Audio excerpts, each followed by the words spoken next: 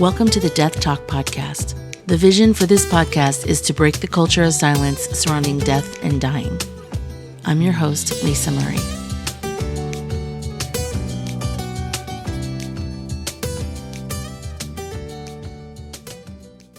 So, hello, Deborah Atella. I'm so happy to have you on the podcast. Thank you. I'm so happy to be here.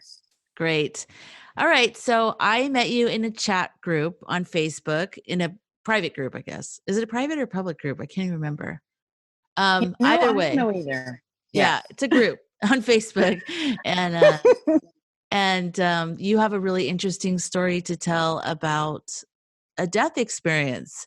And so that's what I wanted to talk to you about, so you could share your story with us. So can you take us back to when it happened and take it away? Okay, so this happened back January 15th, 2005, so 15 years ago.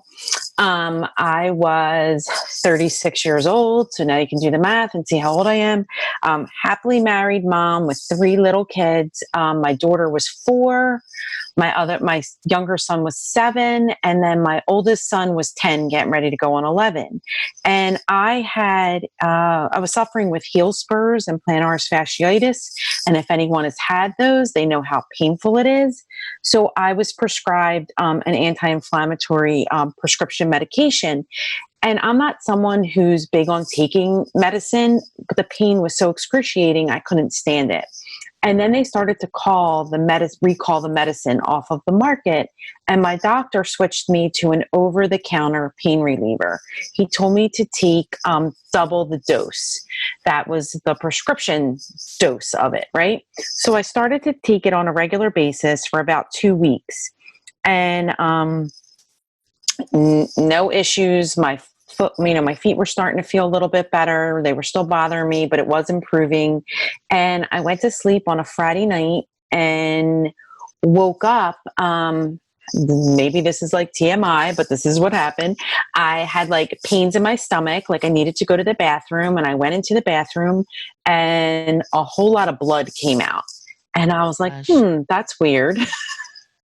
Why did that happen? And I had been to the doctor that morning for a uterine biopsy. I was needing to have some gynecological surgery done, and I needed to have a uterine biopsy done. So I immediately thought, what the hell did the doctor do? Why is blood coming from back there? Right. But it was the middle of the night. I was exhausted. I went back to sleep. I didn't give it a second thought. I should preface this with, that night before I went to bed, my husband and the kids and I had been watching TV together, and we didn't all want to watch the same thing. So I took the kids. My husband was watching some History Channel show, and the kids and I all went and got in my bed and watched something. Somewhere along the night, my little one went into her room, my oldest one went into his room, and my middle guy stayed in my bed. My husband had fallen asleep on the sofa. So when I got up to go to the bathroom, my little guy was in my bed. And then I woke up again later on, and I went back into the bathroom. And then I woke up and I was on the floor of my bathroom. And I was like, what is happening? Why am I on the floor? And then I woke up again and I was in the bottom of my shower. I had fallen through the shower doors. Oh my gosh. And when I woke up that second time, I realized, oh my God, I must have passed out. And there was just blood everywhere. Blood had just like poured out of my body. It looked like a mob hit. There was just blood everywhere.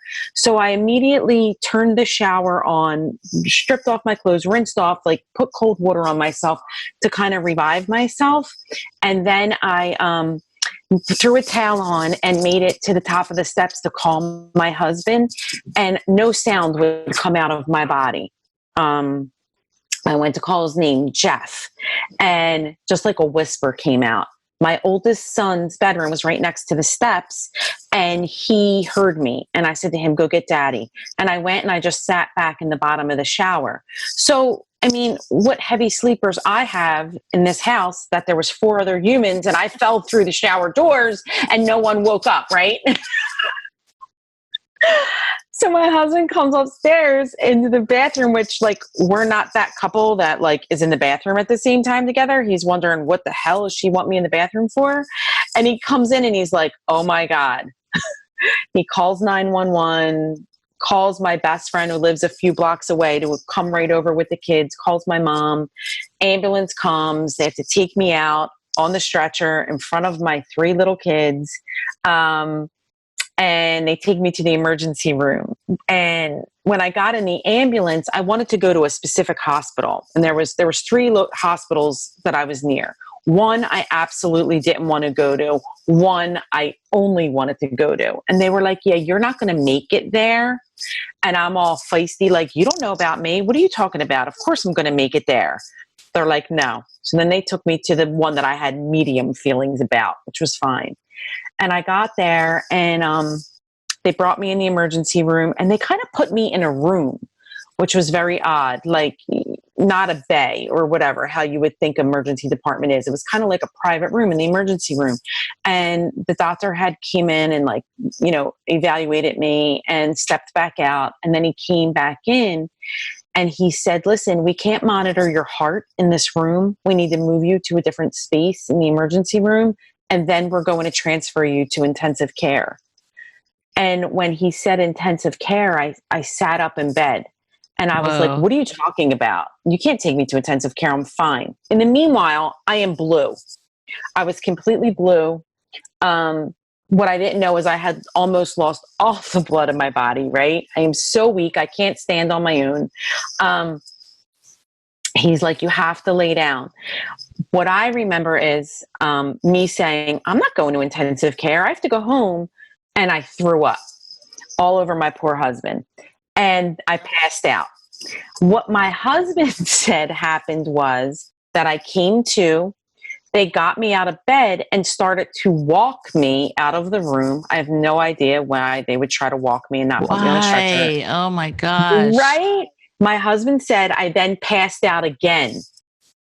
And then the doctor, they like swooped me up, took me away, made him go in the waiting room. So what I know happened is I threw up on my poor husband, passed out. The next thing I know, I am surrounded in light, white everywhere. Like this gorgeous place that's just like completely like this white, gorgeous, beautiful light everywhere all around me. My cousin Laura passed away in 1992. She was like a sister to me. We were very, very close. We called each other Bud. She was behind my left shoulder, like in her full, gorgeous human form, right? And I could turn my head as far as I could to the left and see her. And I was like, oh my God, Bud. And I wanted to turn my body to the left and hug her. And she immediately started to push my left shoulder.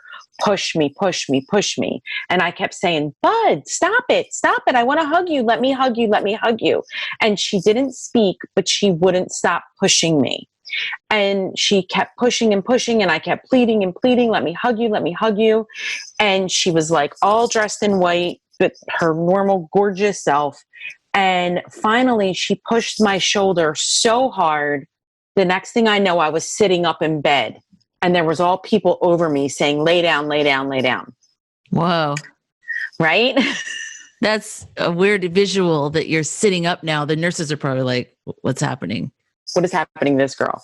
And my husband was not there when any of this was happening. Like I said, they had taken me away to another part of the emergency department. They made him go to the waiting room. So the next thing I know, like they're telling me to lay down, I lie down, and now I see her. I see Laura. She's everywhere, but she's like a little ball of light. She's like in energy form, not in full physical form. And I describe it like Tinkerbell, like when Tinkerbell's like that little light flying all over the place. Yeah. And so there she was all over me. She was zipping all over the little bay that I was in the emergency department. And she was looking at all the monitors that were there. And I was like, what are you doing? What are you looking at? And so now they're looking at me. The nurse is like, who's she talking to? Right. And then they bring my husband in. And as soon as my husband sees me, I'm like, oh my God, do you see Laura? Laura's here. And he's like, Deb, stop talking. And I'm like, Jeff, do you see her? Do you see her? Look, she's right there. What is she doing? She doesn't know what she's doing. She was 21 when she died. I'm like, she didn't know about any of this stuff. And he was like, I'm really going to need you to not talk right now. They're going to get you a straitjacket. So then they moved me from the emergency room up to the intensive care. And as I got into the room in intensive care, Laura was everywhere in energy form, zipping all over the room. And I could feel her like whooshing by me. And I could feel like air from her, like, swooshing all around the room, everywhere. And I kept saying, "Oh my God, what are you doing? You don't know what you're doing. What are you looking at?" And my husband again is like, "Deb, stop it." And my nurse came in. She was the most amazing nurse ever. She was so amazing to me. And she's trying to talk to me, and I can't pay attention to her. First of all, because I lost so much blood. And second of all, because all I want to do is pay attention to what Laura's doing. And then I realized that my father-in-law, who passed away in 2000, and my brother-in-law, who passed away in 91, are sitting in my room. And they are like in the corner of the room sitting there. And, it's my husband's dad and brother. And I'm like, "Oh my God, your dad and your brother are here. Do you see them?" My husband's like, "Oh my God, just shut up." He was like, "I'm really going to need you to stop talking now. Please don't talk anymore." And I'm like, "They're right there. Oh my God, look at them. Look at them." And they were in their full physical form in my room, Wow. sitting there. And I got in the hospital. It was like early Saturday morning. And I was in intensive care from Saturday morning until Thursday night. They stayed with me from Saturday morning until Wednesday afternoon when they knew that I was okay and like out of danger. Wow. Did And you know then, that? I mean, did you remember in that moment that they had died, or oh, did I you knew kind they of were all forget? dead.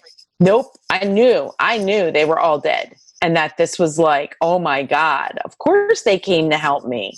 They would Oh, come and help me. I would have called them if they were alive to help me with things.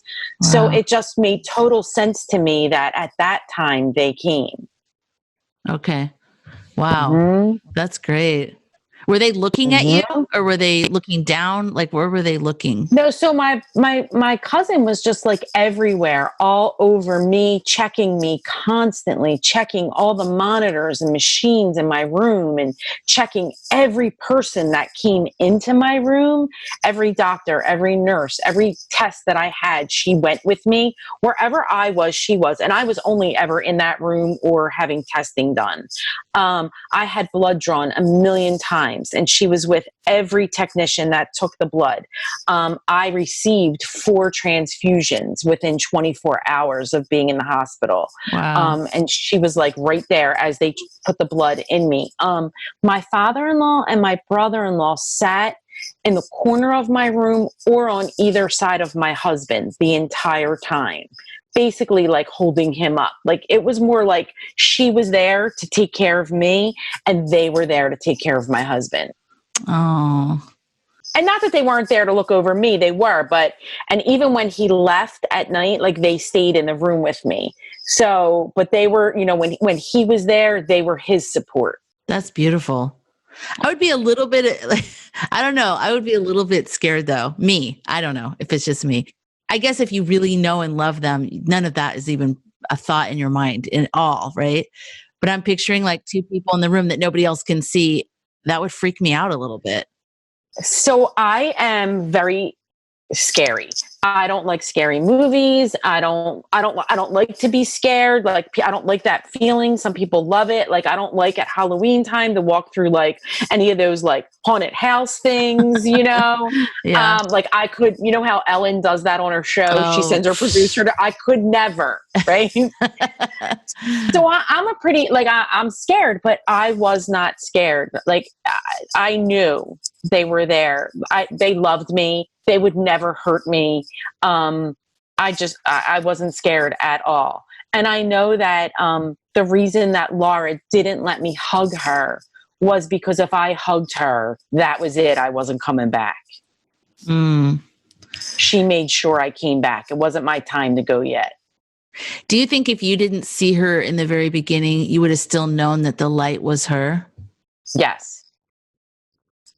Huh. So Mm-hmm. it's just a knowing everything. It was a knowing. She made sure I knew it was her. Like she made sure it was that I knew it was her. Was she communicating to you like telepathically at all, or was it just communicating to you in energy?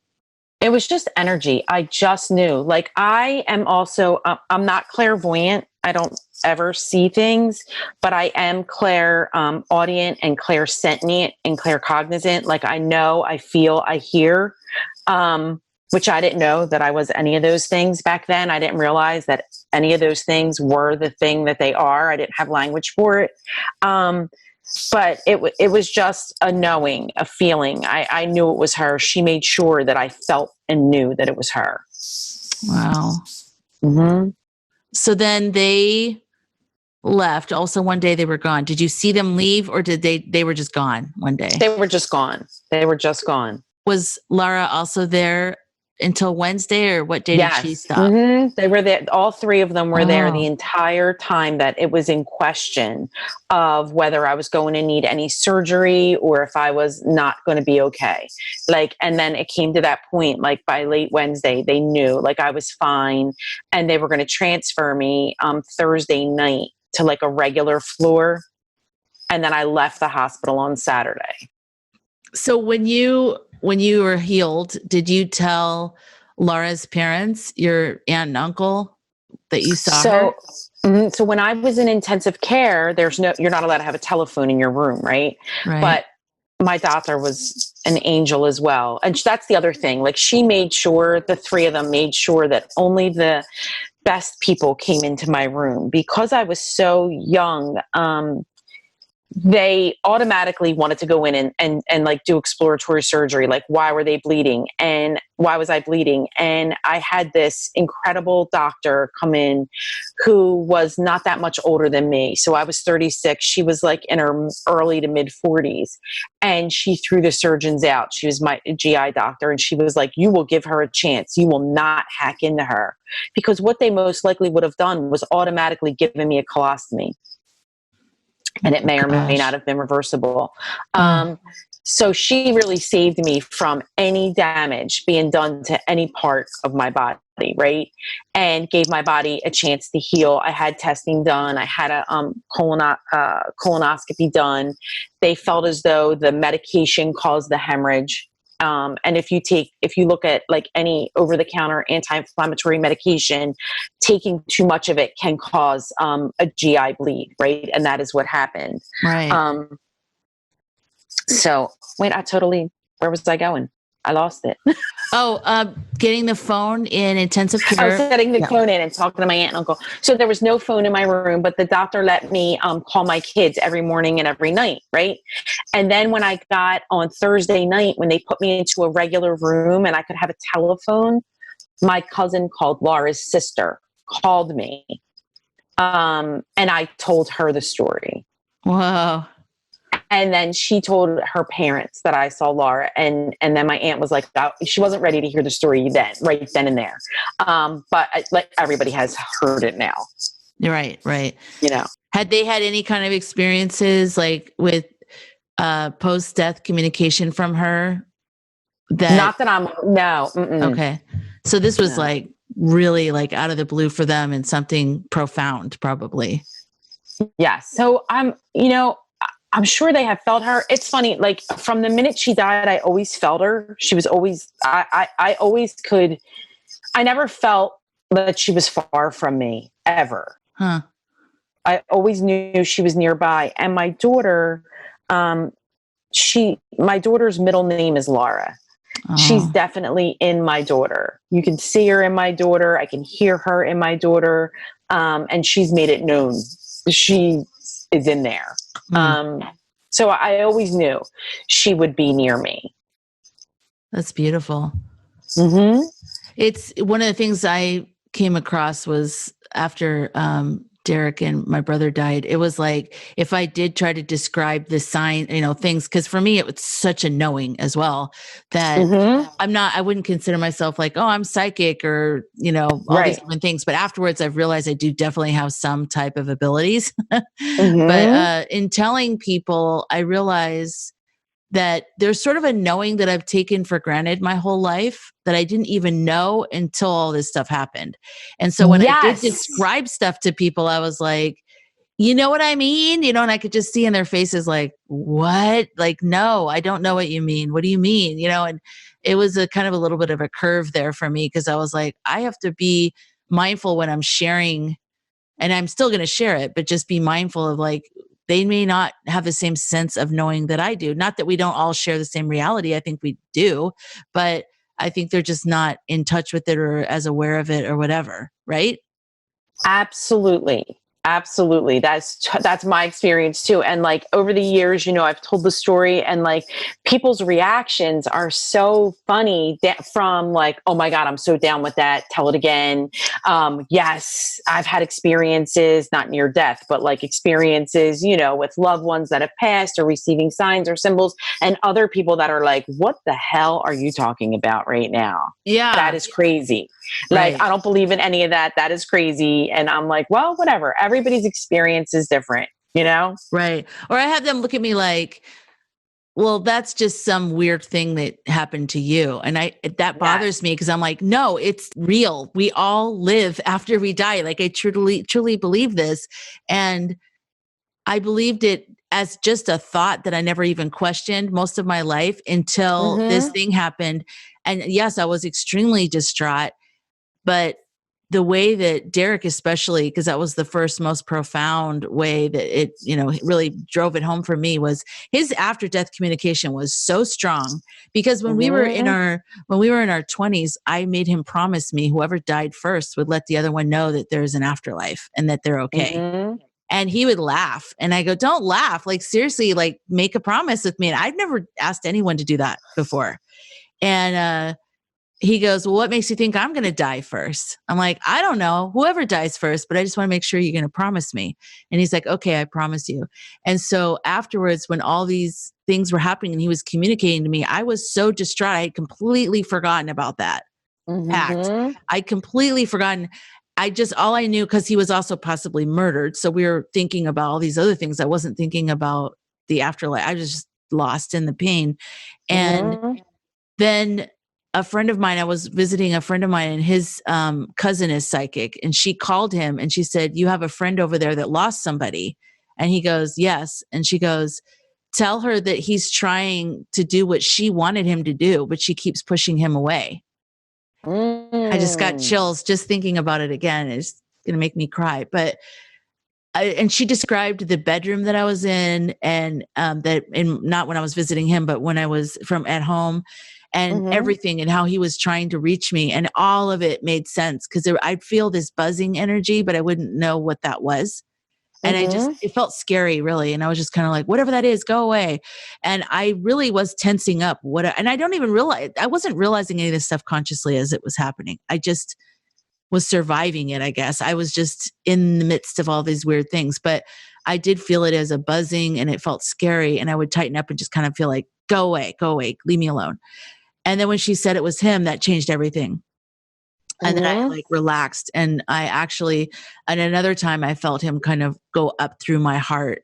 And that was the most amazing experience. I mean, it was absolutely incredible. And I feel him now in a much more soft way. And now I'm more Mm-hmm. open to it. But it took me a minute because I didn't grow up around people that talk like this. I grew up Catholic, as you did as well, right? Yeah. Yep. Catholic.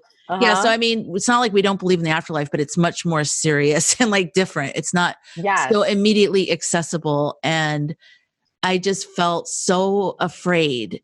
But when I realized it was him and I remembered the pact from this psychic telling my friend, I relaxed into it. And then I was much more like, okay, this is Derek. And I love Derek and I trust him and he's my soul family. Like I completely get him. So it changed everything. So that's why I'm saying, like, in the room, I think if I saw two people, I always say that. I go, if you can materialize, don't. In my head, and when I'm talking to Derek and Michael, I say, don't do that. Because for some reason that really scares me, the thought of being able to see them, but it also entices me and I want to be able to see them so badly. And I do see Yeah. them in my dreams, but I think of you in the hospital room, seeing them there, and you must have just been filled with the love and the relationship so much that wasn't even, you were not afraid at all. And I And can see I that. wasn't. And I was so sick and so weak from losing so much blood that I wasn't scared at all, which is totally funny because like if I were to see them like out of the blue now, I'd be like, oh my God, what is happening? I know what's happening, but I'm scared of this right now. Right. Like Yep. and like I said, like I'm not clairvoyant anyway, like I don't see things. That it would have totally freaked me out. My mother's brother, my uncle, died when I was a baby. He was 19. I was like 7 months old. So my grandmother would always say that he was in the house, like the lights would click, the lights would flick off and on. And I lived there for a little while when I was little, when I was like 3 years old. And I would be like, what is that? And she would say, oh, it's just Uncle Robert. So I wasn't afraid of him. Mm, I wasn't afraid that he was gone, that it could possibly be like, I'm doing air quotes, like a ghost, right? And right. my Right. grandma would always say, like, oh, he loved you. Your loved ones will never hurt you when after they pass. They would never hurt you. She always would say, the dead will never hurt you. It's the living you got to watch out for. That's right. Your Uh-huh. grandmother's. I like that. That's so important too. And I think with kids, we have to, like, people, I don't know how to say this without offending somebody, but I do think that we should let children come to their own understanding of what they want to believe Mm-hmm. spiritually. But I also think Mm-hmm. it's important to reassure people and let them know that, they're going to be okay. You know Yes. what I mean? Mm-hmm. But in terms of like with kids and stuff, I don't know. I didn't grow up with any of that. I'm trying to think. Mm-hmm. I grew up with my grandparents. My grandmother was very important to me. So was my grandfather. And I, always felt like that there was love and safety and angels. And Mm-hmm. it was much more removed from the personal. Mm-hmm. And that's the one thing I think that religion, or at least Catholicism, how it's kind of not really good, I think, in a way, because it's very personal. When my grandmother died, I felt her go through my heart, and Mm-hmm. she's very religious. I mean, we were doing the rosary together when she passed, and I was alone with her, and it was beautiful. And I felt this very specific thing from her. And when the priest came afterwards, I told him about it, and I was weeping because it was like the most beautiful experience of my life. And he goes, "Oh yeah, you were in the presence of the Lord." And I'm like, yeah, maybe, but listen. I mean, I was like, my grandmother's very specifically, I could feel her enthusiasm of leaving her body, because she was in her body for at least, I would say 5 years, but definitely 3 years. I moved to Chicago to stay with her the last 3 years of her life.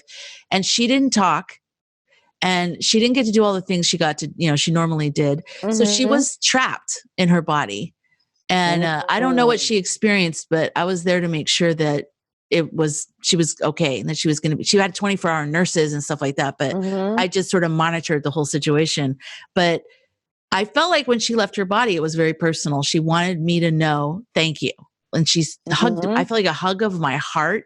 And then she shot up through into the ceiling. And, yeah. And so like the religious aspect of just sort of being like, oh, angels and stuff like that. It, it wouldn't have made me as open. Maybe, I don't know, maybe you're open anyways, because you love the person. But I think it's important that we personalize these experiences of death and afterlife a little bit more, which is mhm. why I want to do the podcast. Absolutely. Well, because people, I think, put such like a scary spin on it. Um, and it doesn't need to be like that. Or like such a oh, if you don't do this, you're going to hell. Or, oh, you're a sinner. This is gonna happen to you. You're gonna burn in hell. I don't believe in that. So I think these conversations are definitely important, and everybody has a different, point of view Right. about death and the way that they handle death and the way that they grieve. There's no right or wrong way to grieve. Everybody handles it differently. Right. Um, that's a whole nother conversation. My grandmother was my like main person in life. And when she died, I didn't let myself grieve. And it like bottled up in me to the point that I almost had a nervous breakdown from not letting myself feel the sadness and the loss and cry. And so I've learned how to do that now. Um, And that's something that people don't talk about either. Everybody's like, oh, you'll be all right. You'll be all right. You, when Oh somebody yeah. dies, they don't, and people get awkward and they don't know the right thing to say. And I think that there does need to be more conversations about grieving and how it is so different and so personal for everybody. Right. Well, and also there's so many factors. Like I know for a fact I didn't know the right thing to say until after Derek died. And then what I've realized is there is no right thing to say. And that Right. all you can really do is say, like, I have no idea what you're going through, but if you want to talk about it, I'm here. That's it. That would have Yes. helped me so much because I don't even know what I'm going through.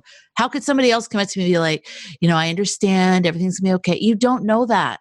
You don't know that No. everything's going to be okay. You don't know me. I might not be okay. I might actually go over the edge on this one. Yes. And I know they mean well, just like I meant well, whatever I said to people. But Yes. I instantly knew. And then the other thing me and my mom talked about after my brother died, we instantly knew whether someone had lost someone close to them or not. Yes. Yes. Right? Like you could tell, like when people were Absolutely. talking to you, I don't know what it is there's a tone or a look in their face or their eyes that says they've experienced this, as opposed to a person that goes, "Oh my God. Oh, I'm so sorry." There's just Well, such a, emptiness there. not the emptiness, but then they're the ones that have experienced loss usually aren't the ones saying the dumb shit. Right. They're usually Yeah. the ones like, I'm sorry you're going through this. If I can do anything, I'm here. They hold space. Right. Most of them. Some of them still say goofy things, but most of them are the Right. ones that say the thing that is helpful or say the things that I want to say is least hurtful. I also think that the people that have gone through it, if they're in denial or like with your grandmother, if they haven't processed it, that they Hmm. can also be like a person that hasn't lost someone because they're still repressing it. So what are they going to, they don't want to hold space for it because they're not even holding space for their own grief. Exactly. Exactly. And, even I feel bad for people who go, well, I don't know what to say. I don't want to, if I start to make fun of things like I just did, they get kind of stressed out too. Like, well, I haven't lost anybody, but that's why I don't want to say anything. That's why I get nervous. And I don't want to make people feel bad if they haven't lost someone either. I think just being honest and being like, I literally don't know what to say, but I can see you're in a lot of pain and I'm here for you. What can I do for Yes. you? Like even just saying, I don't know what to say, that helps. It does. It absolutely does. My grandmother would always say, like, so I grew up my whole life that her son was gone, right? And she would always talk about him and tell stories about him to me. And she would say, like, you have to keep your dead loved ones alive. Always talk about them. Never let them be forgotten. And she had his picture. And I said to her, she had this certain picture of him that was up all the time in her living room. And it was like we had a deal. Like when she died, I would take the picture and it would stay up in my house. Like he would still, his face would be seen. I But love that was that. so important to her. My Hmm. mom says the same thing about my Hmm. brother. Like she's always like, she wants to hear the stories. And I don't Yes. know where along the line, because I've seen this a couple times where people have this attitude like that you shouldn't bring it up because it'll just upset them. I want people to bring up my brother. I want people to bring up Derek. I want them to bring it up all the Yes. time and ask me any question or share a funny memory or anything. Like I want to hear about it as many times as, and I don't know where did that come from that we weren't supposed to talk about a person I, that's passed. I think it just like started like a long, long time ago. And I think that people feel as though if they are to bring up your loved one, that they're going to upset you and they don't want to upset you. It's not like we don't know they're gone. I know. Hello. We know they're gone. Of course, we're sad about it, but it's so comforting and heartwarming to hear people's stories about them and like things that maybe you never knew about them, Yeah. that experiences that people had with them. I love when people tell me things about Laura or my brother-in-law or my grandmother. Like, I love it. I love to hear that, you Mm, know? yeah. And when my grandmother died, what it did was it brought to light. I thought I dealt with Laura dying because she died in 92 and my grandmother died in 2006. But it brought up how much I hadn't fully dealt with Laura dying. Right. So it was like I grieved her all over again on top of my grandmom, which Right. was really like, it was soul crushing. And I had been through this near death experience at that point. Right. Yeah. I was going to ask And you because you had your experience in 2005 and then she yes, died the next year. the Did next you, year. did it help you, do you think? Like, know that she was okay, or she was such an important person to you though? Right. She was so important to me. Like I knew she was okay. Like I knew that it was better for her. I knew that she got to be with, she had lost two children, one as a baby and one as a teenager. Like I knew that she got to Oh, be with her kids, her mother who had passed when she was a little girl. Like I knew she was well taken care of. I didn't like ever have any bad feelings about that. It was just how much I missed her physical presence right. in my life. Right. That's Hmm. such a huge part of it too, is that, because I always had these really, like I said, I just had this knowing my whole life that I didn't ever think about, but I think I was pretty spiritual, because I remember even going to Catholic church, looking around going, it's interesting that these people need to be here and do all this stuff to feel connected. I mean, I didn't look down on it. I actually thought it was interesting because I didn't have Hmm. to do that to feel any type of presence or have a communication with God or something. And Right. yeah, and when my grandfather died, I was totally like happy. I remember I was happy for him because he was older. He was like, my mom, I had to like hide that I was happy because I was like, why am I happy? That's so rude. Like, why am I happy? But I felt good for him that he lived his full life. He lived a good life. And I had since found out that I was 16 when he died, and he had well, he visited me in my dreams. I was going to say in his dreams. That doesn't make sense. Hmm. In my dreams, he visited me, and he would always come up to me, and I called him Grand-père because Grand-mère and Grand-père. I was born in Geneva, and Uh-huh. I said, Grand-père, you're supposed to be dead. What are you doing? And he would just kind of laugh and walk away. Or I'd walk into a restaurant, and I'd see him, and he'd look at me, and then I'd look back, and he'd be gone.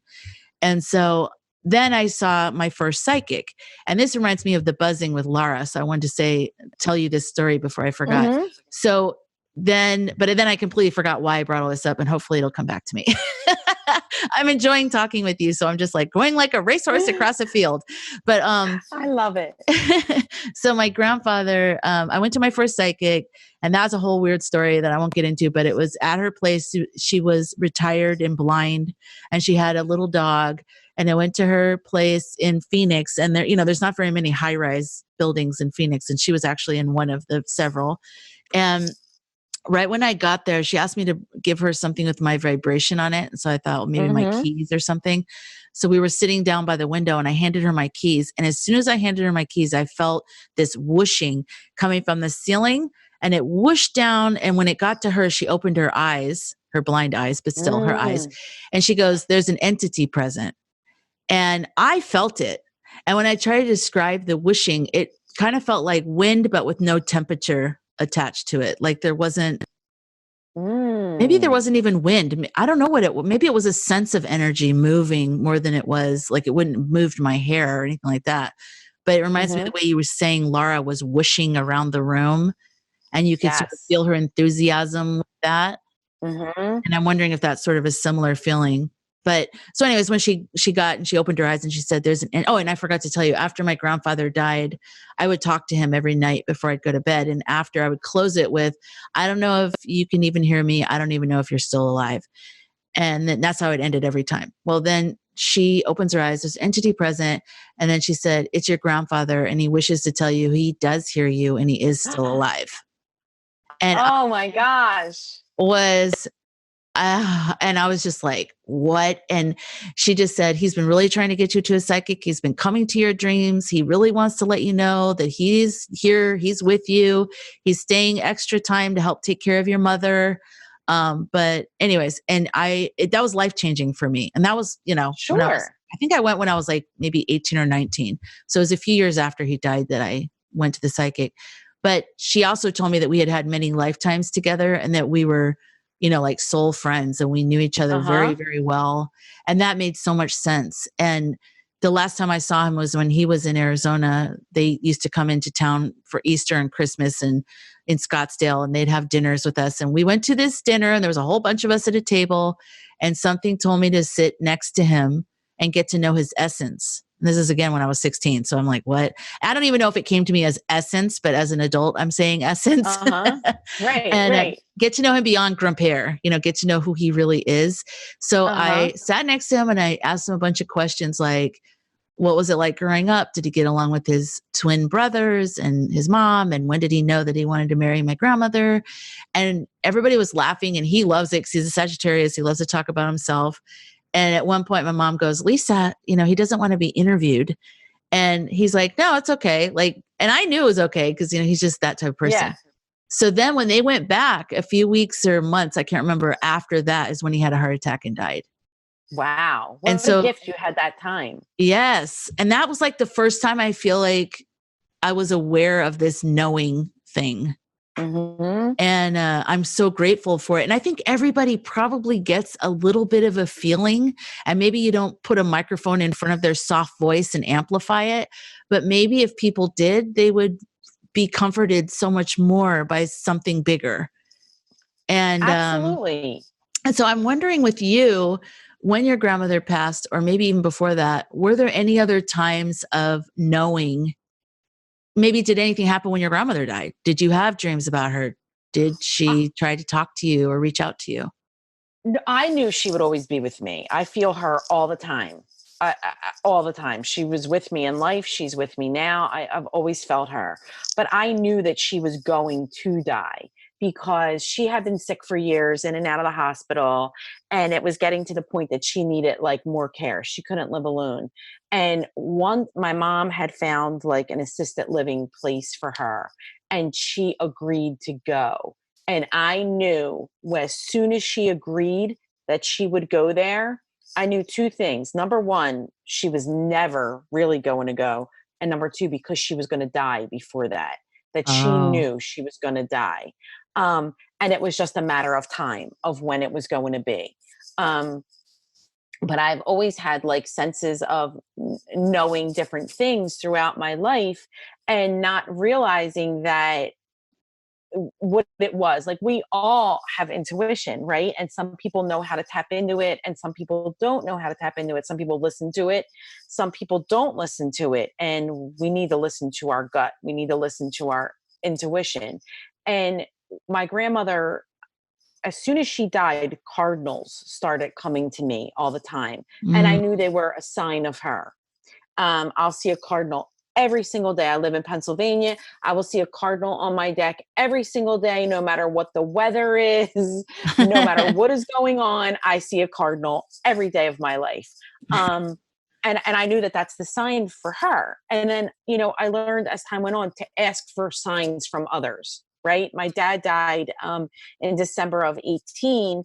And as soon as he died, blue jays started to show up on my deck. And I see a blue jay every day now, where I never, ever, ever in the 20 years that I've lived in this house ever saw a blue jay here. wow. And I know that, you can ask for signs from our loved ones, make it whatever you want, and they will connect and send them to you. But what I also I've seen from people, I've never been, desperate to connect with any of them, because I just had a knowing that they would connect with me. But what I see with other people that are so desperately trying to connect, the harder they try, the more they can't. Right. So they have to just like ask for a sign and then let it go, and it'll Right. come to them. Yeah. And there's a book that I'm actually, this is a couple times I've been referring to it now lately. So there must be something to it. But anyway, it's called Journey of Souls. Uh-huh. And it's a psychiatrist, and he takes people back to, instead of past lives, he takes them the in between lives, because he wants to know what makes them choose what lifetime that they're going into, and like just what is going on in the Wow. afterlife. Yeah, it's like totally fascinating. I'll include the link in the show notes, and I'll send you the link Yes, I'm as gonna well. write that down. Yeah, Yeah. I don't have his name in front of me, the author, unfortunately, but I will get that and I'll get it over to you. But one of the ones that stands out to me always was, there was this man who I don't remember if it was a man or a woman, but in the lifetime that he was regressed back to. He was an elder man and he had passed away, but it was sudden, like I think he had a heart attack. And so he Mm-hmm. was trying, and so the therapist was saying, well, what are you doing now? And he said, I'm trying to console my wife. And, but it's hard because there's so much grief around her that she can't feel me. And, Mm-hmm. and so there's two parts to it. There's one is us being open to it. And I know when you're grieving, you have to just do that. I mean, don't put any more Absolutely. pressure on yourself. If you're feeling what you're Right. feeling, feel it. But just remember that sometimes it is hard for them to reach us through that. And then Yes. secondly, the guy was saying that he was trying to leave like, I can't remember what it was, like her favorite ring or some type of thing on the dresser in a weird way that she didn't leave it like that. Like little Okay. signs so she would know. And he said he was having a really hard time manipulating physical, that his hand kept going through it. And so he had to go Mm. through training to be able to move things in the physical world to help her realize he's still there. And I thought, nobody thinks about that. That we just think as soon as they die, they can do anything at any time. And maybe it's true, maybe it's not. But it just made me think like, why wouldn't there be, because there is a difference between the spirit world and the physical Uh-huh. world in terms of how we move through it. And I think maybe there would be a little bit of a learning curve of how, I think probably electricity is probably the easiest because it's the closest to what the spirit energy field is like. Um, and then maybe birds and things like that might also be very close to energy. But something like moving, like my brother leaves us pennies, and I think like, Mm-hmm. what would that, and maybe, and a lot of people, pennies from heaven, but pennies, maybe there's Yep. something about the fact that it's copper makes it easier than other coins. I don't know. Just something to think about. That's like makes me think of two things. One, the movie Ghost, when Yes. Whoopi Goldberg had to like focus to like, or like the and when she was teaching Sam like focus on how to move an object. Yes. Um, and then also there was when my dad died, he was like really like a character, and so my friend and I'm a Reiki practitioner. My Reiki master recommended this book to me called The Afterlife of Billy Fingers. And I can't think of who the author is, what her name is, but that is a great book. And this woman, it's a true story. Her brother died and he was kind of a character. And she was like, well, what's going to happen to him? Like he had such like a colorful life. What's going to go on with him? And it's all about his journey in death and all the different things that you like the things that you go through, what they go Oh, through once they pass over. That's a great book. And then another one that I read not that long ago is Laura Lynn Jackson. She's a psychic medium and she has two amazing books. One is The Light Between Us and the other one is Signs. And in it, she talks about like how you don't need to contact the psychic medium to contact your loved ones. Ask for the signs, they'll give you the signs. And mm, that we are all connected through light. They're still, if they were connected to you in life, they're still connected to you in death. They're still watching you. They love you. They're happy when good things happen for you. They're there. right. Yeah. And I do Mm-hmm. think that, thank you for those two referrals, by the way, because I'll include Yeah. those in the show notes. I found out the Journey of Souls is Michael Newton, PhD, Okay. and I'll put that in there. But yeah, and I think that the signs aren't even that important in a way too. Like I know before I had any kind of sign, I was just dying for a sign. But ultimately it's more about me opening myself up and knowing that we are all connected. And the more Mm-hmm. I work on that, it's a work. I have to work at it. It's not like instant, like flipping a switch. I have to work on it because, fear comes up and then you start to think, oh, that's just, hopeful thinking or wishful thinking. And that's not real. This is real life here. And we have problems and then people die and there's bad things and we can get really caught up in stuff. And it's like, you have to really work at it, like work at meditating and doing yoga, but it's like yoga for your most inner part of yourself in the physical world, in your physical body, and like work on relaxing and work on that connecting and knowing. And I think the signs will come and the signs will go, but you staying in that sort of zone is what I think is ideal. And Hmm. then the signs will come. Maybe they will because you've changed where you're coming from with all of it. But Yeah, you're more accepting of it. yeah. But I can say that too because I've had a lot of really big signs. So that helps because then it guides me and I'm like, ooh, there's no way that psychic could have known those were the two things that I said to him. Or there's no way the other psychic could have known Absolutely. that Derek, that I had made that pact with Derek because my friend didn't even know about it. And nobody knew about that, Right. only Derek. So, yeah, so the signs do help definitely. And I think if you're meant to have the sign, that's another thing.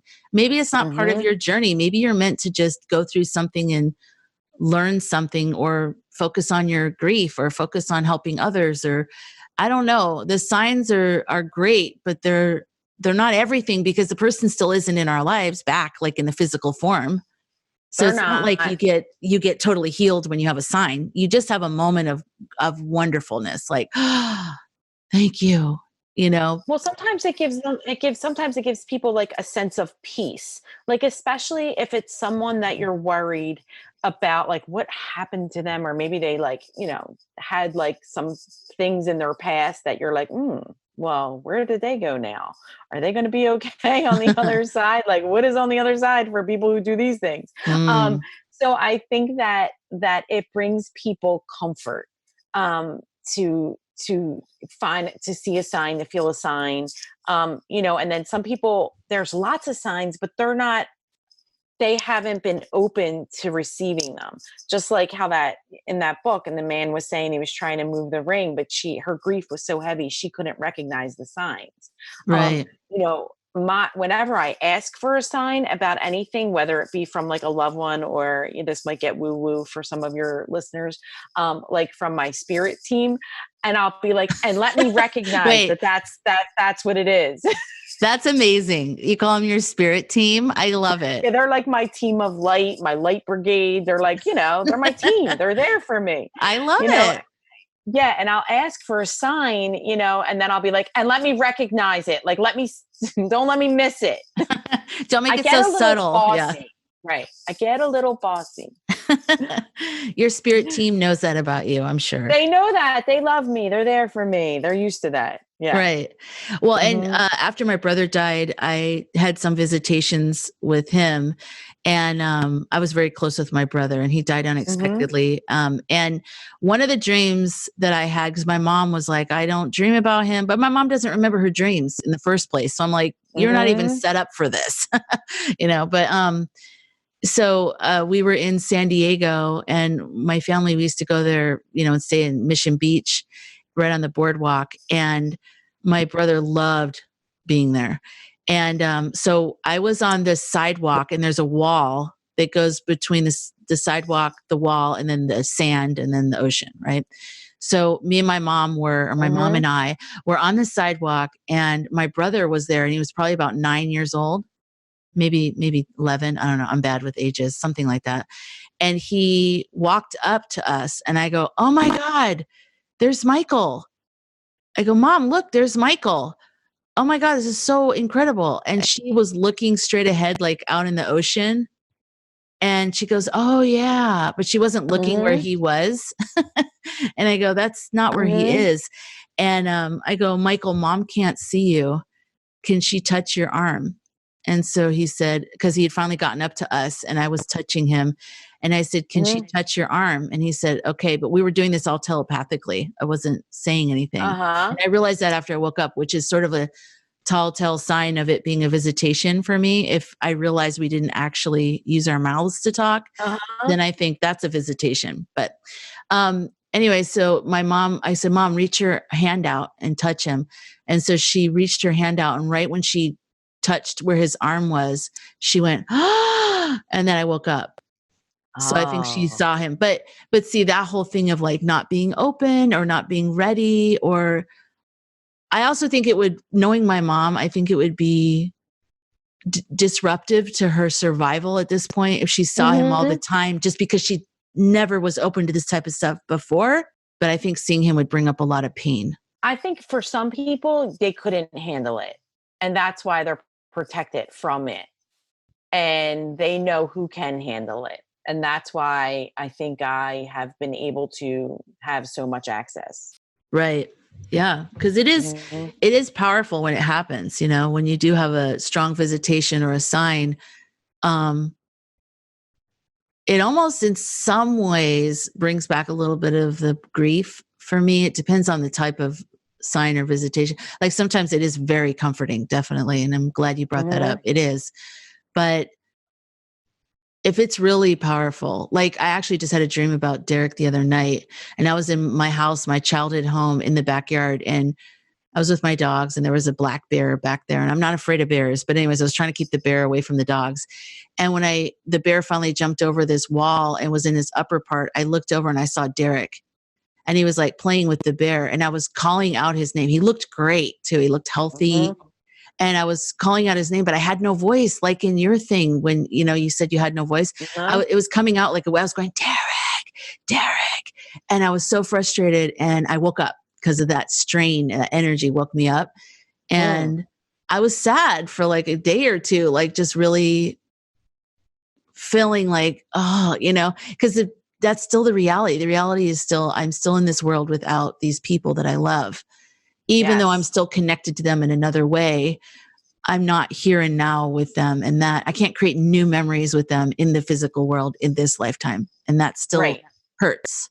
Sure it does. Sure it does. Sure it's sad, you know? Yeah. I could talk to you forever. Like I really Me enjoyed too. talking. 'Cause, I mean, I kind of feel like I have a spirit team, but I've never thought of them as a team, but I like that. I call Yeah. it spirit family. I love it. Feel like there's like, because people always talk about spirit, um, or like soulmates. And Uh-huh. that puts so much pressure on one person because then it's like, well, this person's my soulmate. No, this person's my soul. And I feel like it's a family of people that we're like from the same cloth or from the same planet or from the same dimension or whatever it is. And we have sort of similar goals and we help each other because there's this feeling of familiarity that feels deeper than anything else or anyone else. Yes. It's But like it's a whole team. Absolutely. A whole family full of them. Absolutely. And when I like think of my spirit team, it's like funny, like there's people, that were at literally if in my family, in my physical life. And then there's ones that weren't, you know? right, right, exactly. Hmm.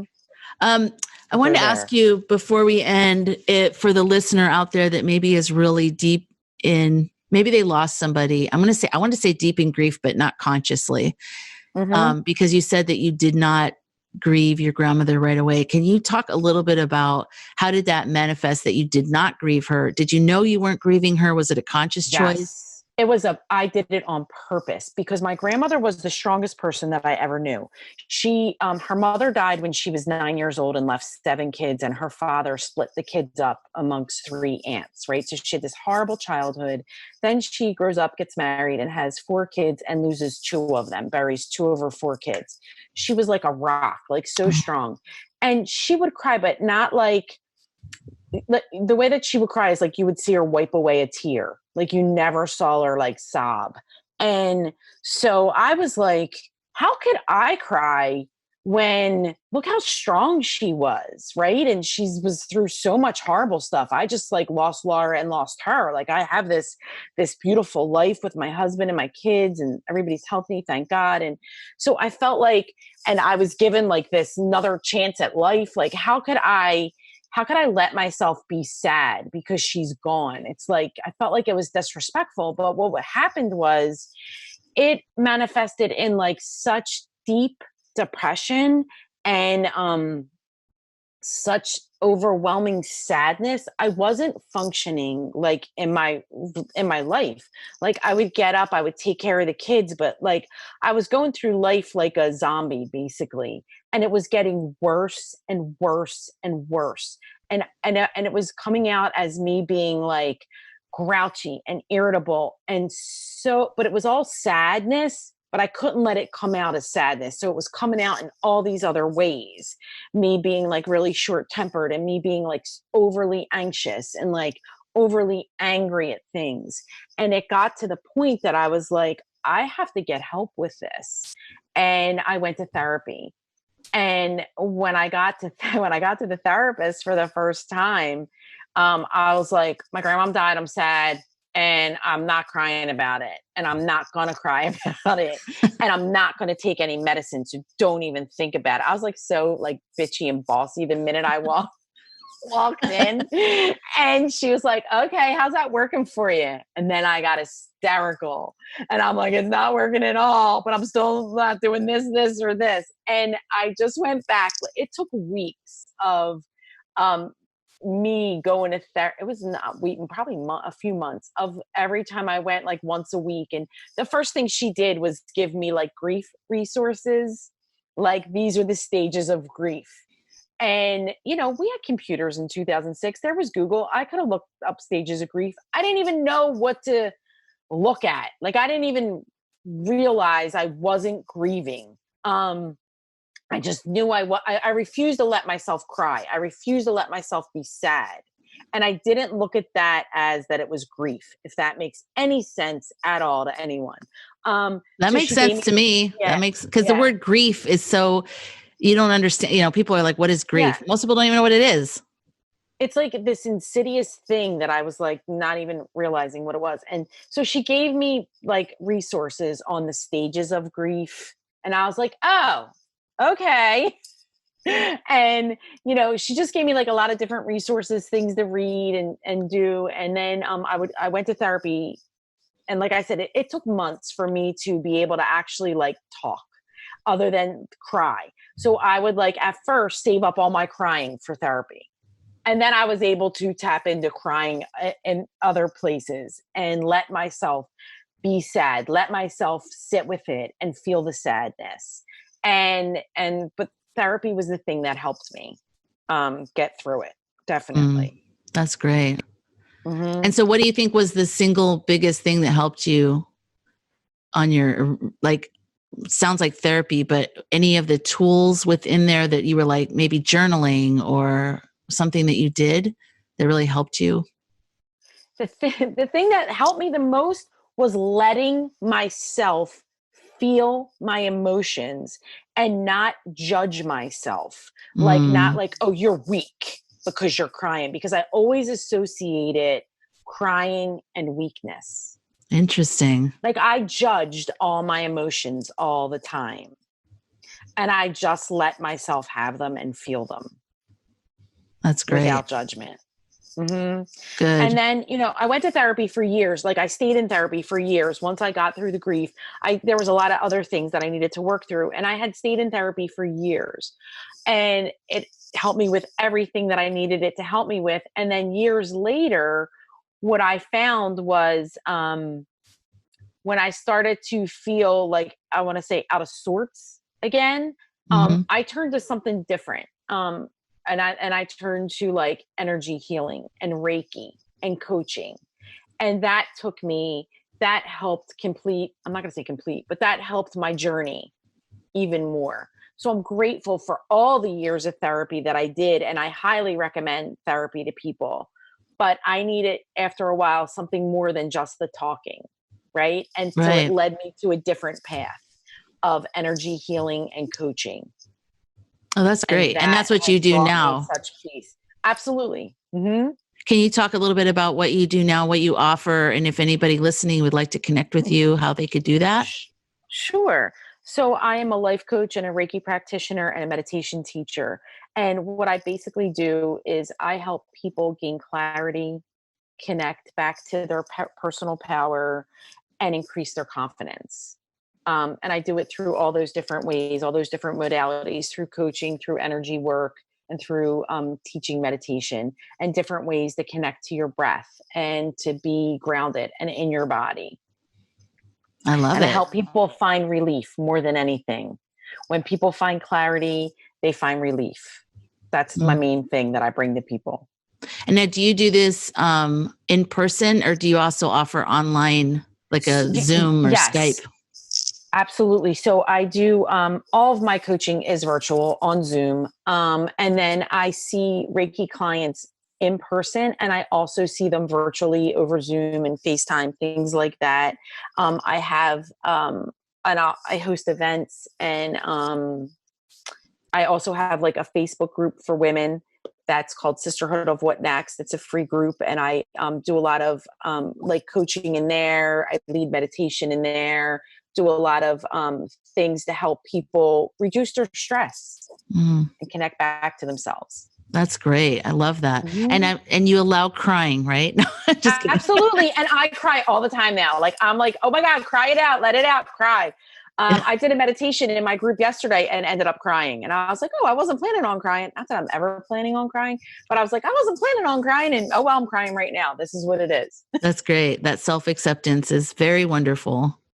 Self-acceptance and non-judgment. Don't judge what you're going through. Don't judge what you're feeling. Just feel it and move through it. It's happening for a reason. And for years of my life, I stuffed down everything that I felt. And that's not healthy. No, it's not. One thing that happened to me after Derek died was, well, because like I said, I always had this sense of knowing. And I had a weekly show on Blog TV, which is no longer, but Blog TV, about like following your dreams. And, I always talked about energy, and I just totally believed that I didn't even question it.